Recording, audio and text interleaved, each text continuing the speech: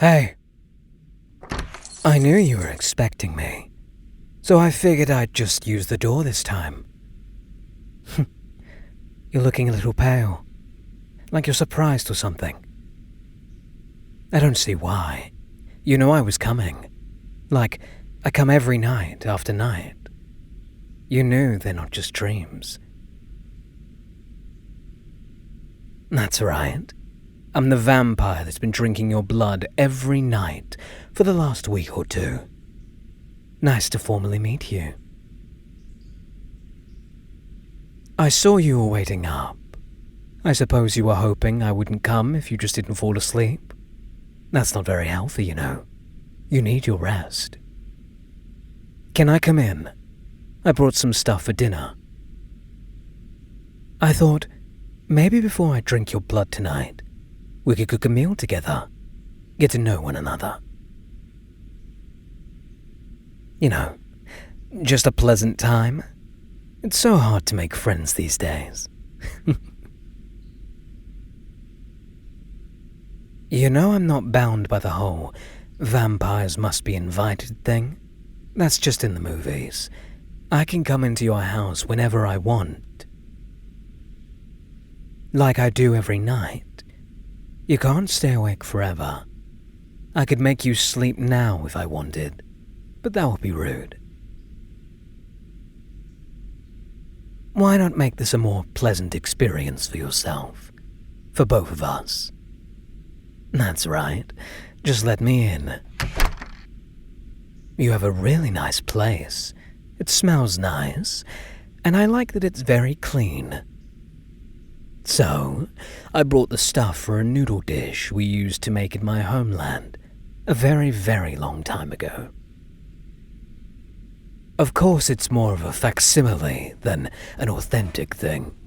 It's been so long since I've cooked for someone. You're allowed to talk. You know that, right? I don't bite.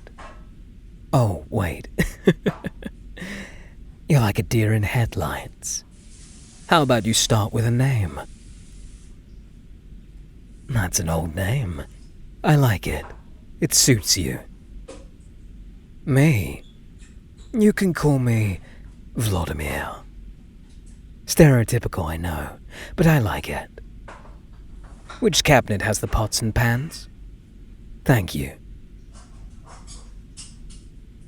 I'm impressed with how organized and clean your kitchen is. You seem to be a very precise person. If I'm translating that stammering correctly, I believe you're asking why I picked you.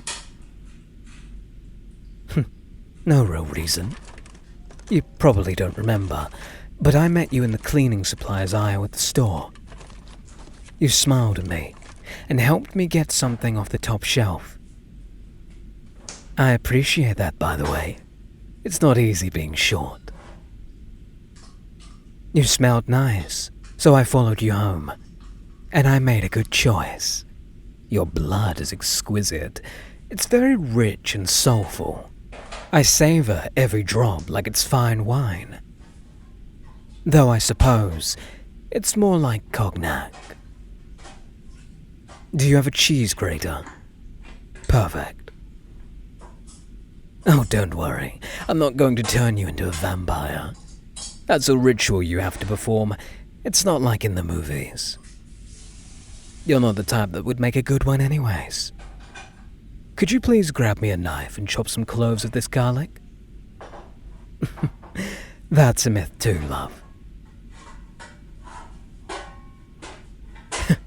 You never struck me as the type to try and get me when my back was turned. You better be careful with that knife.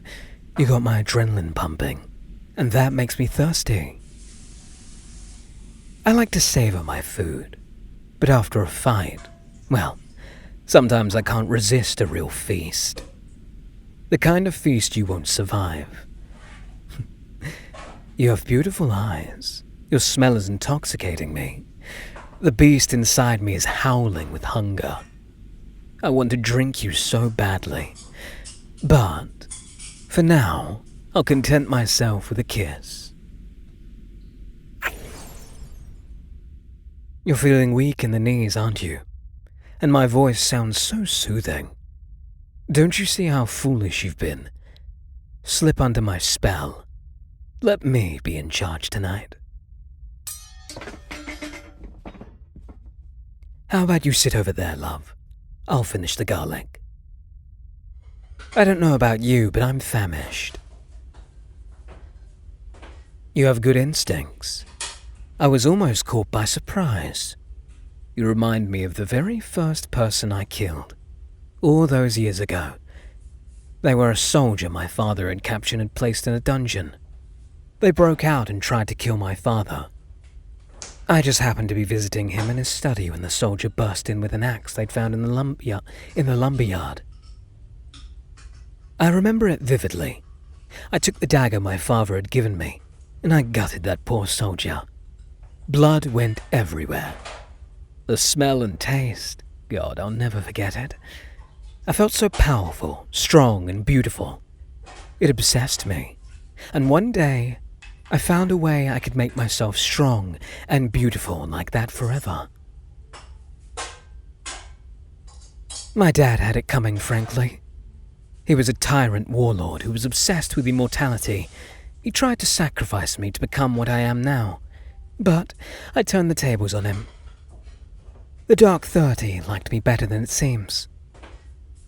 I feel bad about some of the people I killed, but he's not one of them. You probably will be, though. Oh, I'm sorry. I'm boring you, aren't I? Don't worry, dinner's almost ready. Bowls? Ah, yes. I always forget to eat.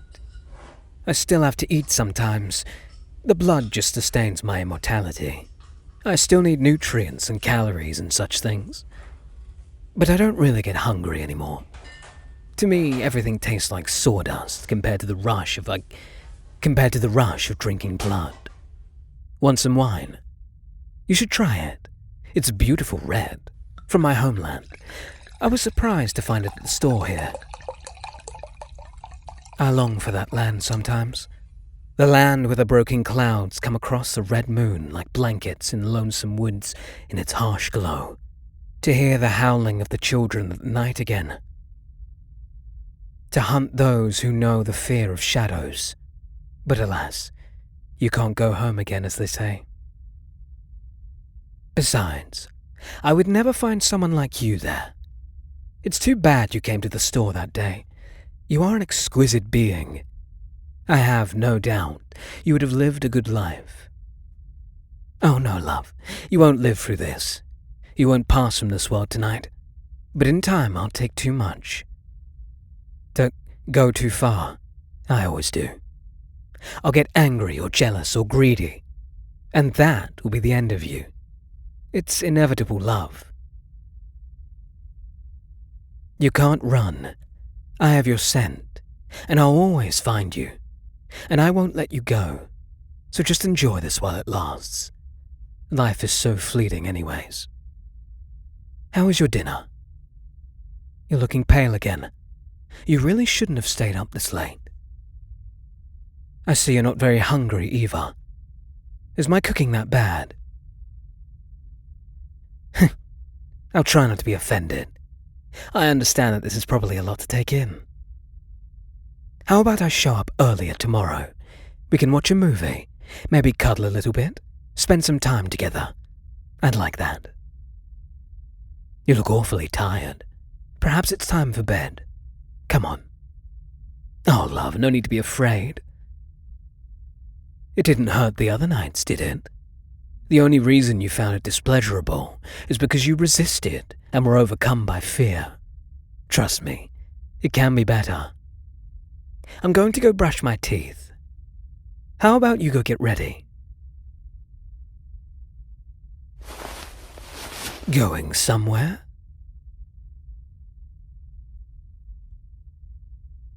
I don't know what part of your nightly routine involves going outside, but I think we can skip it for the night. Were you trying to run? I won't stop you. I wasn't planning to hunt you down in the streets tonight, but I can adapt. Heck, I'll give you half an hour head start. I thought of chasing you down across the rooftops, or following your heartbeat through the misty, moonless night. My nostrils filled with the sour smell, sweet on the early morning mist. You running away, jumping at every noise and movement, knowing that I'm not far behind, until I finally grab you and pull you into the shadows. I pin you against the wall as my fangs search for your neck, to drink my fill of the precious wine that is your blood. I'm not opposed to that at all. If you want that to be how you spend this cold and shadowy night, far beyond it from me to stop you. Go ahead, run. Run far away as fast as you can. Give me the thrill of a hunt, like the old days in the pine forests of my ancient heathen lands. Make me work for my meal, fill my dreams with blood and thunder. Or you can come to bed, and we can enjoy a pleasant, intimate moment together. That's right, come to bed with me.